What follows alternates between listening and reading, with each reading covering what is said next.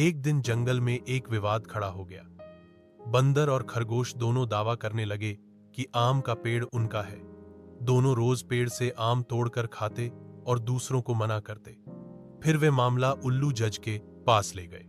उल्लू बूढ़ा, बुद्धिमान और थोड़ा सा सुस्त था, मगर इंसाफ करना खूब जानता था। उल्लू ने दोनों की बात सुनी और कहा, ठीक है, पेड़ किसका है यह तो पेड़ ही बता सकता है।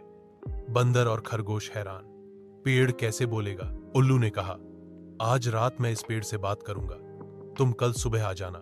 रात को बंदर छिपकर पेड़ के पास आया और पेड़ पर बैठकर उल्लू की आवाज निकालने लगा, मैं पेड़ हूं, बंदर मेरा सच्चा मालिक है। अगली सुबह जब उल्लू ने पेड़ की तरफ देखा तो हंस पड़ा, क्योंकि बंदर की पूंछ एक शाखा में फंसी हुई थी।